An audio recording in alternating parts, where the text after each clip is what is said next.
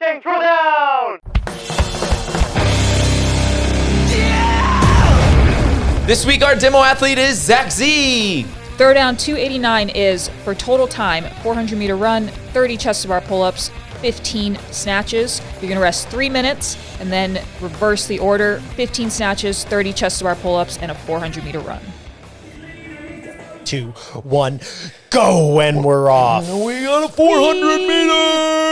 Little mirror workout. So this format, it's going to be 800 meters total running, relatively short. So I think somewhere around mile pace would probably be a good target here. Like whatever your mile PR is, probably a good starting pace for your first one. I'd say between 800 and a mile. Somewhere around there. I think this is pretty aggressive. You want to push that run, but you also...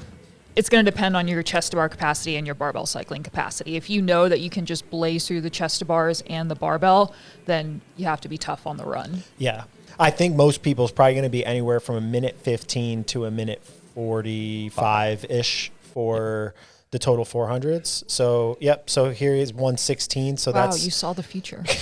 That's like a 5:10 mile. Might be a little faster than his PR mile, but looks like he's still good enough to just walk over right to the bar. And I think that's basically how you think about your pacing is like get off your run and get right to work. He was actually maybe like a 10-ish second transition, but most of it was walking from the machine I think to the bar. Deciding whatever run pace allows you to do that. So whether you can literally hop off, run straight to the bar and start and already know what breaks you're going to do, or run slower to allow yourself to do bigger breaks. Yeah. And in this format too, when you're here, it's sprinty workout on both sides for elites, maybe a little bit more controlled for intermediate.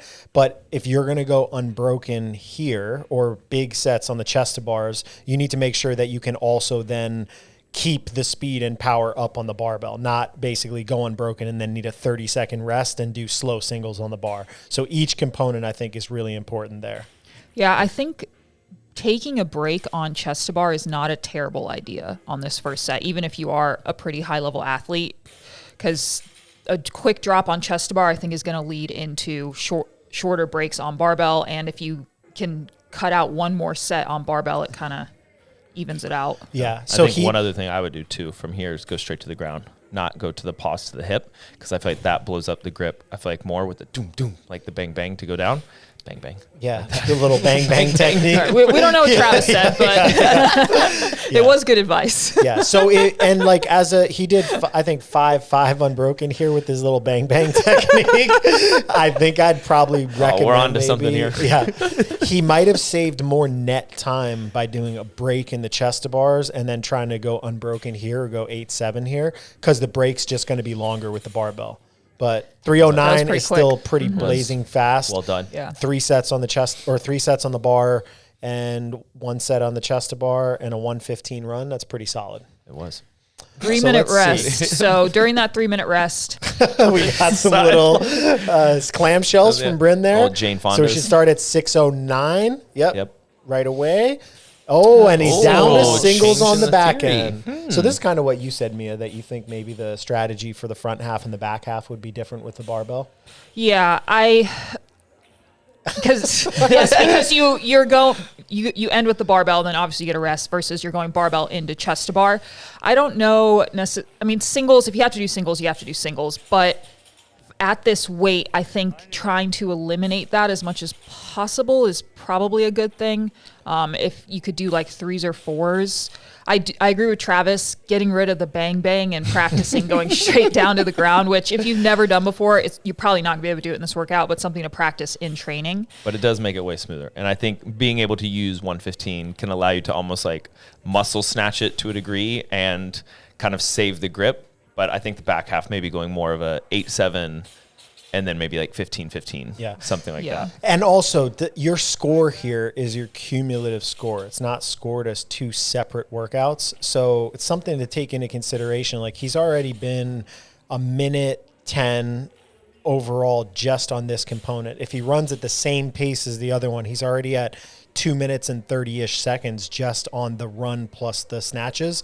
So saving some energy in the beginning so you could do bigger unbroken touch and go sets here would probably net a better time. So take that in consideration with your planning, that both of these Metcon components are equally scored. And I mean, you can definitely put yourself in a hole too based off of the first one. Yeah, you go 3 minute max effort anywhere. Max effort and then hanging on to unbroken. And then if you went unbroken again to then turn around, if you went to right singles and then going 10, 10, 10, like you can lose a lot of time there and run almost a 145 versus a 15. But that was solid. That was a good set. Yeah, that wasn't 30 though, right? He's chalking up in between. So he's probably going to break it in 2. So solid set, maybe a little bit long on the transition. I mean, right now, his posture, breathing, all that stuff look pretty solid. He doesn't look like he's totally at failure, but maybe he's also being mindful of the fact that he's got to sprint to 400 to finish this. Yeah. Ouchie. I feel like that's like ending on a row. Just knowing you have to end on a row or something like that, which where you one's have worse? to dig in. Oof. A 400 or a 500 row. I'd have to probably say a row. A row would probably I think a row would hurt worse. I feel like because I'm more efficient running than I am rowing, that I would rather run.